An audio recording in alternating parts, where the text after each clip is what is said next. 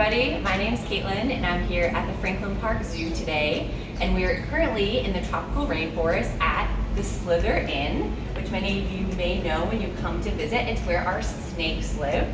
So we're going to come on in, take a look at our biggest snake that we have here at Franklin Park Zoo and learn a little bit more about him. So first, I'll give you guys a chance to look at this skin, which is going to help us determine what we are looking at. And some of you, if you've come to any school programs at the zoo before, have probably seen this because we use it for many different programs because it's one of our favorite biofacts. So this is the skin from the snake that we're going to meet in just a minute. So some of you probably already know what we're looking at here and may have a guess. And if you were guessing anaconda, you are correct. And this is the largest of the 4 anaconda species. This is the green anaconda. And it's hard to see on this pelt because this is actually a pelt from a green anaconda that used to live here at Franklin Park Zoo. She passed away of old age, and we thankfully were able to save her skin to be able to use for everyone to see and feel, it feels a little bit different, of what a green anaconda would look and feel like, because we're usually not getting that close to our green anaconda. So we'll take a look at him right over here. We have Mr. Tom Riddle, and hopefully you can see his face in there. Oh, he just popped it down into the water. But this is our male snake that we have here at Franklin Park Zoo, and he is the only green anaconda that we have. He came here in 2007 and he is now 19 years old. So as you can see, he's in his pool. He has a really large pool on his exhibit here, and that is almost always where he is. He's perfect. His head is coming towards the middle there, which you can see, and he's fully underwater.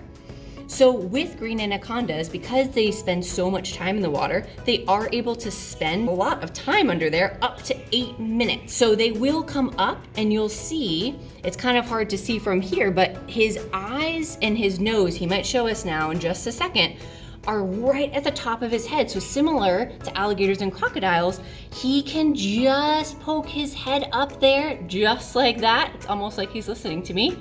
And he can sit like that. And when he's in the marshy or mucky waters that he'll live in, it's really hard to see him. So we'll look back at just a second at this pelt here. So these spots, which you just saw on Tom in there, are all over him. It almost looks like a cheetah pattern, so that might help you to determine what it is used for. And those of you that are thinking camouflage, you're right, it is absolutely for camouflage, for him to blend in. But to what? What are these dots blending into if he's in the water? What would this look like at the bottom of maybe a stream or even in a marsh or swamp? It's kind of tricky and it's a little bit of a weird one, but it's the rocks. So he's trying to blend in and almost look like the rocks at the bottom of the water, because it's usually in shallower water when he's looking for prey, or when green anacondas are looking for prey. So what he'll do is what you just saw, just have his head at the top of the water and be completely still, so that he is able to be almost unseen by being camouflaged. So when an animal comes to take a drink at the water, that is when he is able to ambush them. So green anacondas are constrictors. So what they're gonna do is they're going to constrict or squeeze their prey. So they are not venomous snakes.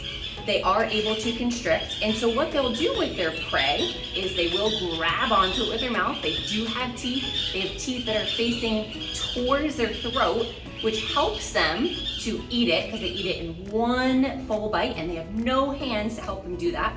So the teeth facing backwards help the prey to get into their mouth.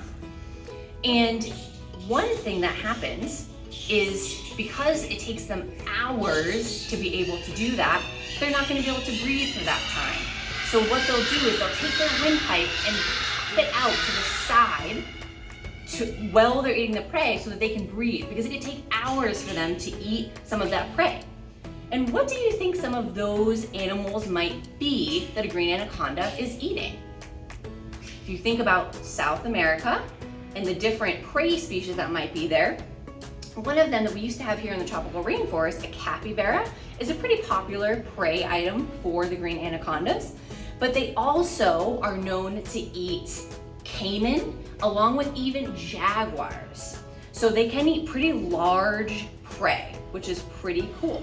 So let's move over and take another look at Tom over here, because we'll talk a little bit more about the weight and length of green anacondas. So this is a male, as I said, and males are the smaller of the sexes. So the females are generally much larger. They can get up to into 300 to 400 pounds.